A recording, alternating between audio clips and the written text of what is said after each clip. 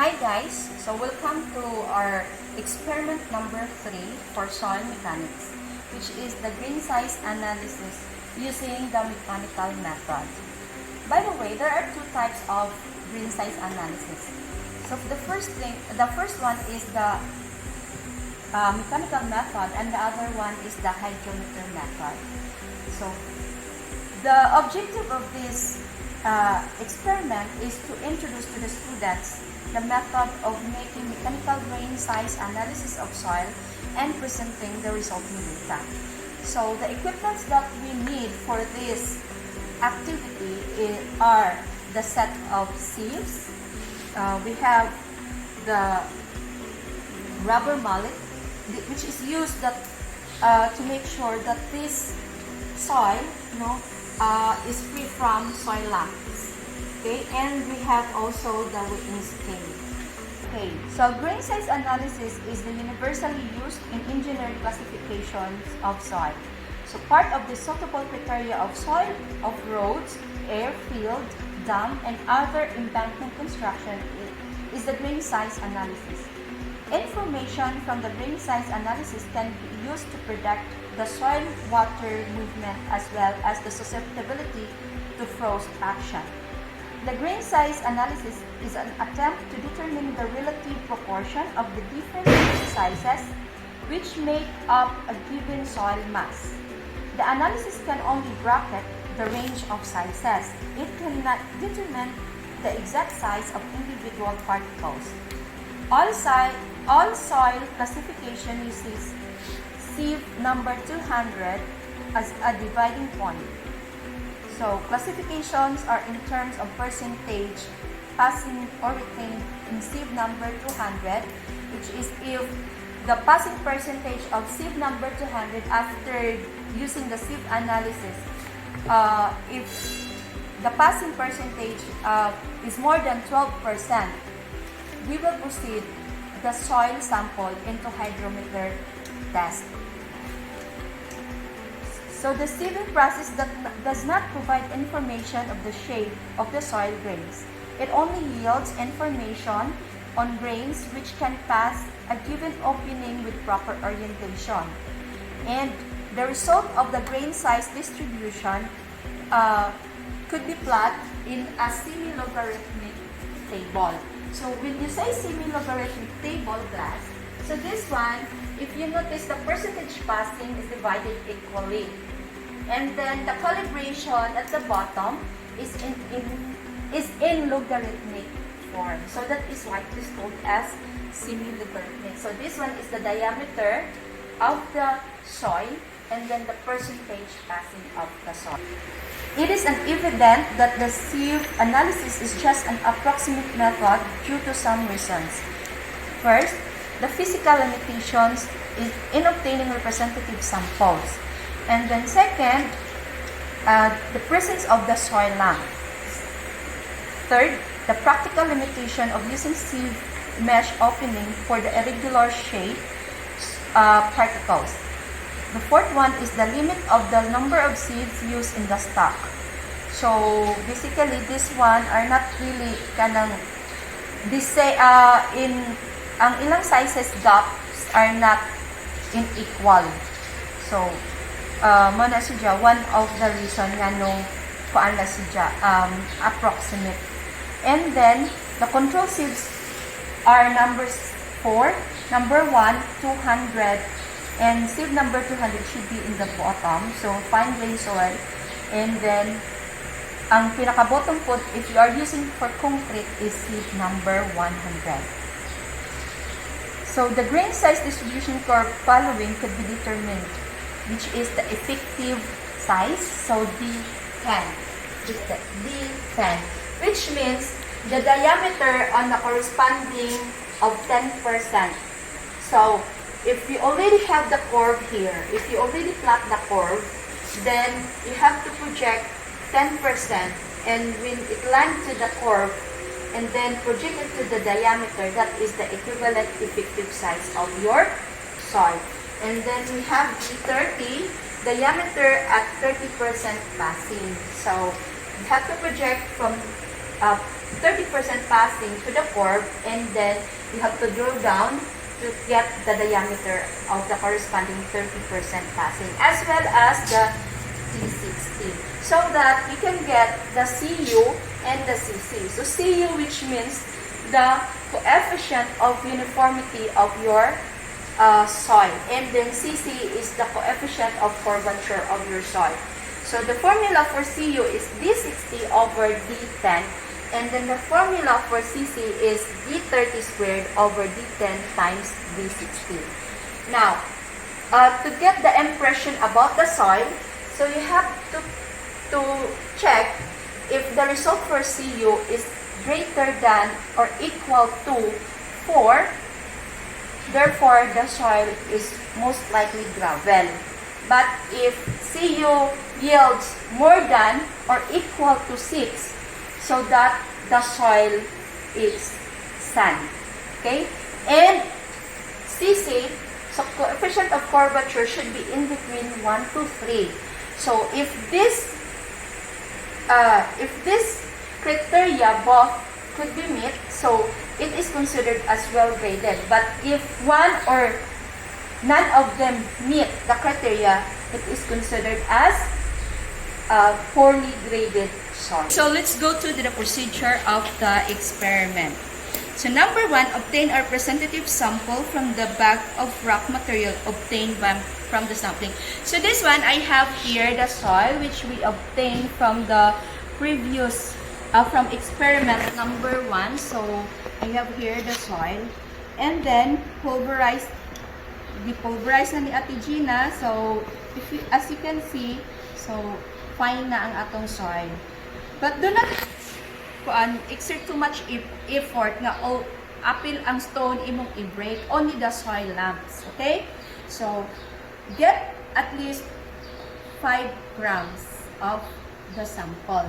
So you can use also more than 500. Okay, so we have to weigh our sample of soil.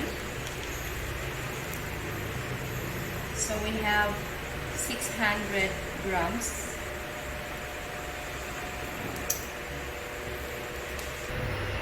The next is we have to weigh the pan.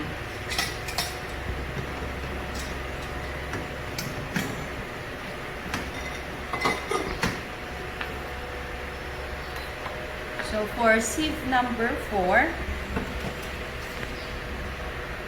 470 grams. Sieve number 10, 730 grams. Sieve number 20, 610 grams. Sieve number 40, 580 grams. Sieve number 60, 540 grams. Sieve number 100, 330 grams. Sieve number 200. The pan is 510 grams. Okay guys, so we have to pour our sample from the top of the stack. And then we have to shake this stack of sieves. If we have the mechanical splitter, so it's easy for us to shake this one. But unfortunately, we don't have, so we have to do it manually for 15 minutes.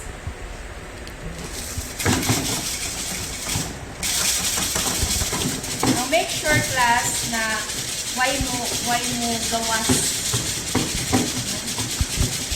to secure ang stacks of sieves.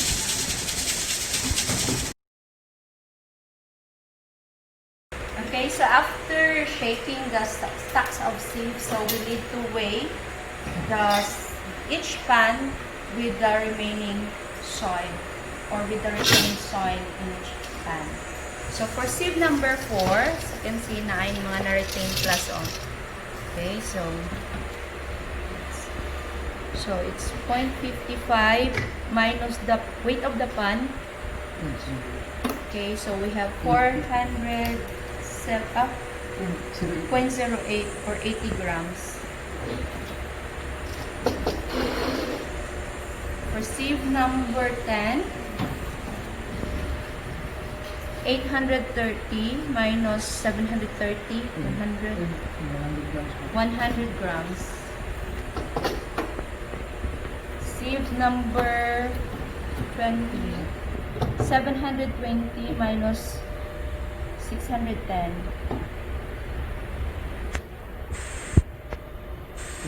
So 110 grams.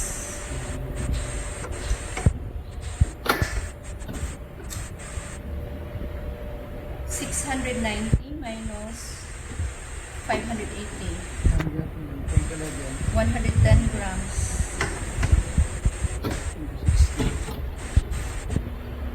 690 minus 540. 150 grams.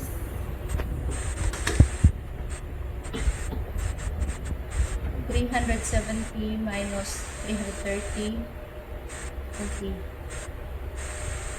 Huh? Yeah. 33.7. Oh, 0.7. 70 grams.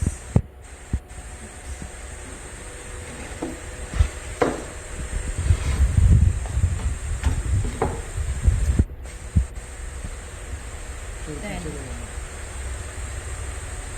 10. For the pan,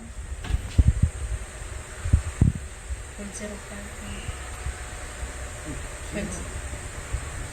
0.0.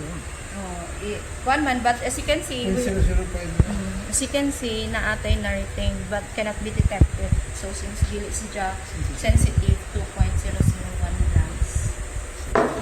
So okay guys, so I write down here the equivalent weight retained in grams of each sieves.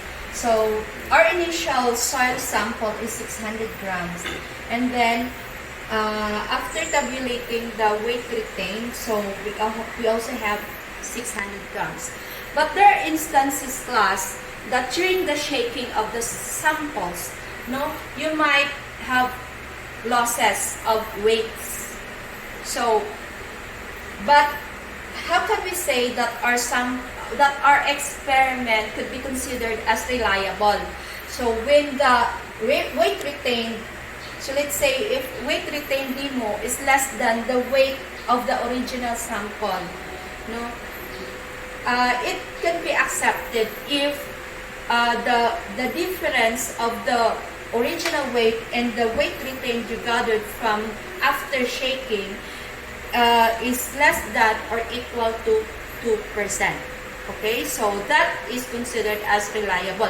But more than 2% loss could be considered as you have to do or repeat again the procedure. Okay, and sometimes also you can gain it's not all the time na mo gain si Ja, napod si Ja, mo loss si Ja, napod si Ja gain. But the what do you call this one, ang ijang allowable is 2% loss or 2% gain. Okay, so we need to fill up the next column. So the next column is the percentage retained. Okay, to get the percentage retained, class, so percentage retained equals to so since this is the total number is 600, so when you say percentage retained, so that is the number of or the weight of the sample that is retained in each corresponding sieve. Okay, so in this case we have 80%. So 80%, 80 grams, I mean. So 80 grams over the total sample, so which is 600 grams. times 100. Okay, so 13.33%. Okay, so this is 13.33. Okay, so the same thing that you have to do with the next sieves. So 100 over 600 times 100, that is the first one. 110 divided by 600, then and so on and so forth. Now, to get the percentage passing.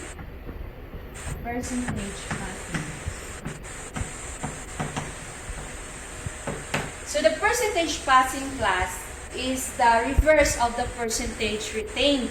So when you say percentage passing, so if the sample that is retained to this sieve, what you are going to account is the weight of the percentage of the soil that is passes, from sieve number 4.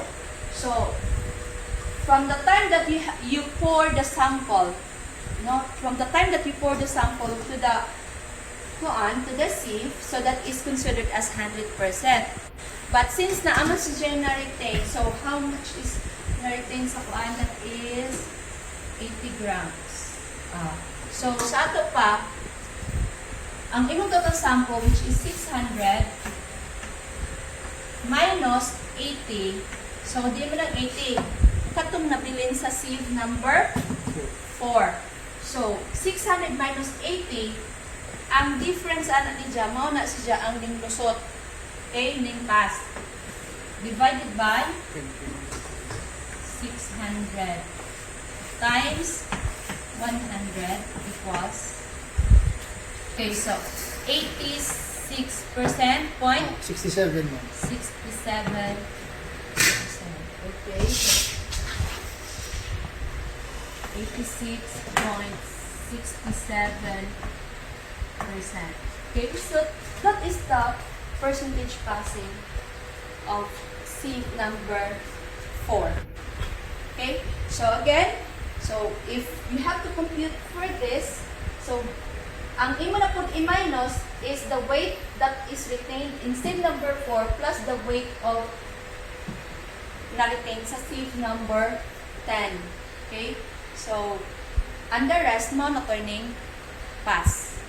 Okay, so I hope guys na gets ninyo. So you have to solve the next sieves, and then after that, after getting the percentage passing, which you're going to use to plot the one. So let's say for example at sieve number 4.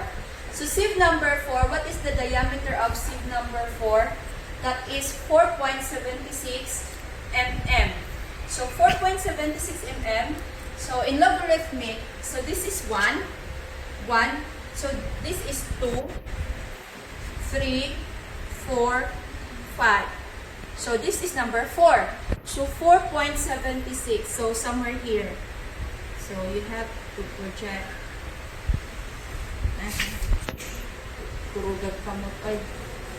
And then the percentage passing is 86.67. So 85. So 86. Okay. So this will be your meeting point for sieve number 4.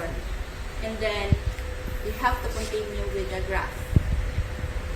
Okay guys, so after considering na nakumana ninyo o plot kanan and you already have get the CU and the CC and your impression of the soil, so is it